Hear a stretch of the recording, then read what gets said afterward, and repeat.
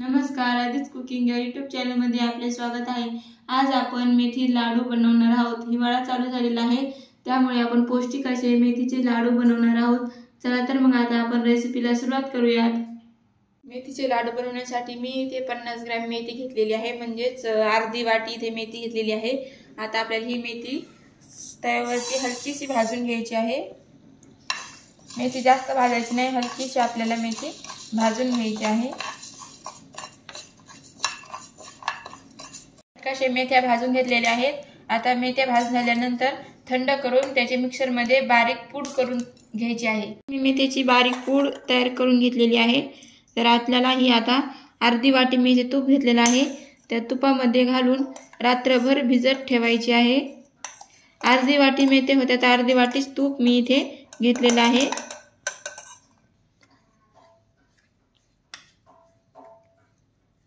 मी रात्रभर मेथ्या छान मुरून घेतलेल्या आहेत। तुम्ही पाहू शकता मेथ्या छान इथे मुरलेल्या आहेत। अशा जर मेथ्या मुरून ठेवल्या त्यामुळे जो लाडूचा कडवटपणा असतो तो थोडा कमी व्हायला मदत होते। तर आता आपल्याला लागणारे साहित्य पाहूयात। तर मी इथे साहित्य घेतलेलं आहे 2 वाटी सुका खोबऱ्याचा खिसलेला खीस, 1 वाटी खारीक, 1 वाटी अक्रोड, 1 वाटी काजू, 1 वाटी बदाम, 1.5 वाटी गूळ, 1 चमचा खसखस, थोडेसे पंपकिन सीड्स, थोडेसे वॉटरमेलन सीड्स, आणखी तूप आणि 50 ग्रॅम डिंक मी यामध्ये घेतलेला आहे। तर आता आपण रेसिपीला सुरुवात करूया। सर्वप्रथम आपण खोबऱ्याचा खीस भाजून घेऊया। कोरडा खीस भाजून घ्यायचा आहे, तूप टाकायचं नाही। खोबऱ्याचा खीस छान खरपूस सोनेरी रंग येईपर्यंत आपल्याला भाजून घ्यायचा आहे आणि मध्यम आचेवरतीच आपल्याला हे सर्व साहित्य भाजून घ्यायचं आहे।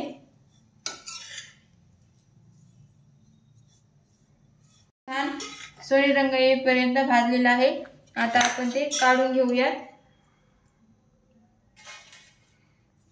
आता कढईमध्ये 1 चमचा तूप टाकून घेऊयात।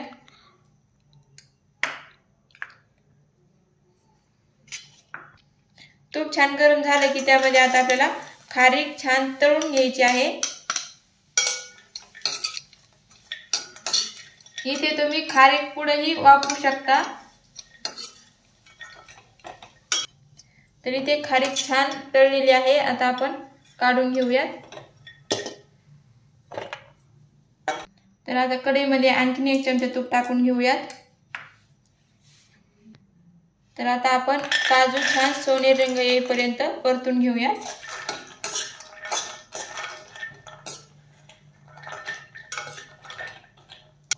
काजूला हलकासा सोनेरी रंग आला की त्यामध्ये आता आपण बदाम टाकून घेऊयात।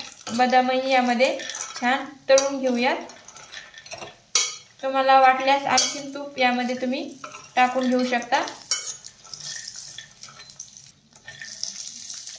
यामध्येच आपण अक्रोडही टाकून घेऊयात आणि हा सुकामेवा छान परतून घेऊयात।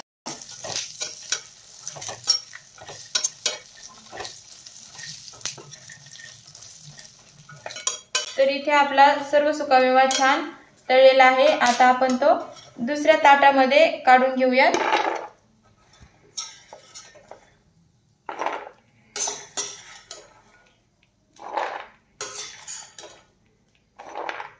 कढईमध्ये 1 चमचा तूप टाकून घेऊयात आणि आता आपण डिंक तळून घेऊयात। थोडा थोडा डिंक आपल्याला तळून घ्यायचा आहे। डिंक ही आपल्याला मध्यम आचेवरती तळून घ्यायचा आहे। जर फुल आचेवरती आपण डिंक तळला तर तो वरतून नुसता फुगतो आणि आतमध्ये कच्चा राहतो, मग लाडू मध्ये तो आपल्या दाताखाली येतो। त्यामुळे छान आपल्याला डिंक असा फुलवून घ्यायचा आहे। मध्यम आचेवरतीच आपल्याला डिंक फुलवून घ्यायचा आहे।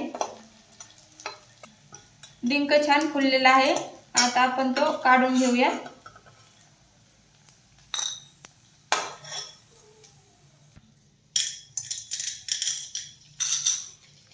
तर इथे मी सर्व डिंक असा तळून घेतलेला आहे। आता आपण कढईमध्ये थोडंसं तूप टाकून घेऊया। आता आपण सीड्स छान तळून घेऊया। सीड्स अगदी ऑप्शनल आहेत, नाही घातल्या तरीही चालेल आणि खसखसही यामध्ये भाजून घेऊया।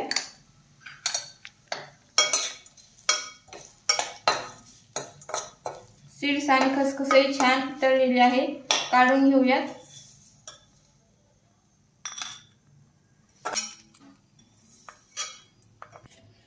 तर इथे आपलं सर्व साहित्य भाजून झालेलं आहे। आता आपण हे मिक्सरमध्ये आपल्याला बारीक करून घ्यायचं आहे।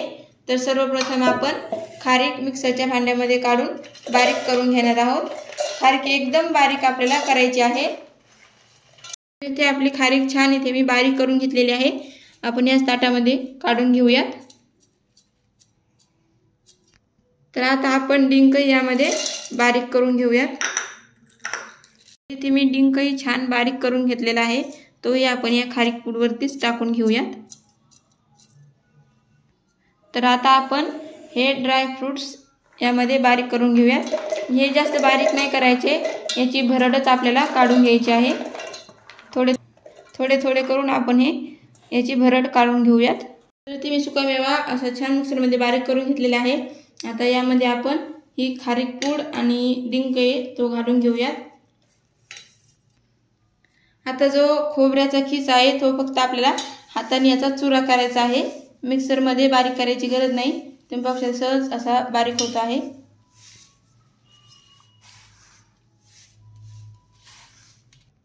ती आपण आता ताटामध्ये टाकून घेऊयात। आपण सीड्स हलकेसे मिक्सरमध्ये बारीक करून घेऊयात। सीड्स मी हलकेशा बारीक करून घेतलेले आहेत, त्या आपण आता या मिश्रणामध्ये घालून घेऊयात। तर आता हे सुकं मिश्रण आपण छान मिसळून घेऊयात।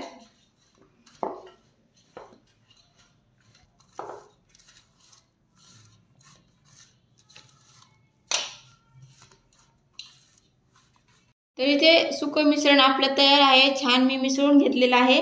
तर आता आपण गूळ वितळून घेऊयात। तर आता आपण कढईमध्ये तूप टाकून घेऊयात। तूप चांगलं गरम झालं की त्यामध्ये गूळ टाकून घेऊयात।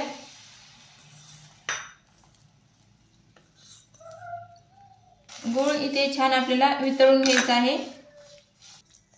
तर गुळामध्ये अगदी चमचाभर आपण पाणी टाकून घेऊयात आणि इथे आपल्याला फक्त गूळ वितळून घ्यायचा आहे, पाक करायचा नाही किंवा गूळ करपू द्यायचा नाही। तर इथे गूळ छान वितळलेला आहे, गॅस बंद केलेला आहे। वितळलेला गूळ या मिश्रणामध्ये टाकून घ्यायचा आहे।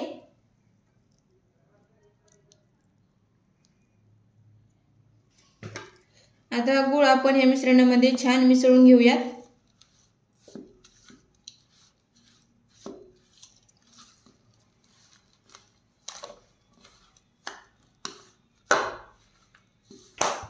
यामध्ये गूळ छान मिसळून घेतला की त्यामध्ये आता आपण भिजवलेल्या मेथ्या घालून घेऊयात आणि मेथ्या या मिश्रणामध्ये सर्वकडून छान मिसळून घेऊयात।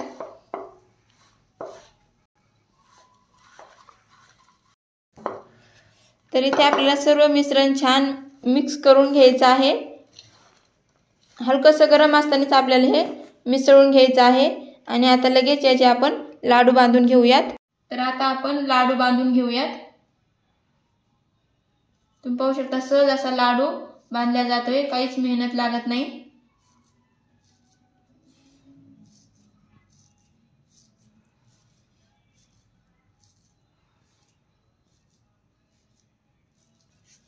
तर इथे आता आपला लाडू तयार झालेला आहे। अशाच पद्धतीने सर्व लाडू बनवून घ्यायचे आहेत।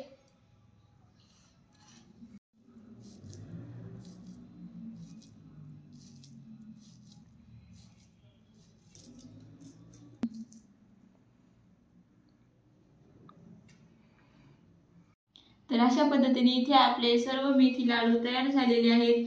व्हिडिओ आवडले असल्यास लाईक, शेअर आणि सबस्क्राइब करायला विसरू नका। धन्यवाद।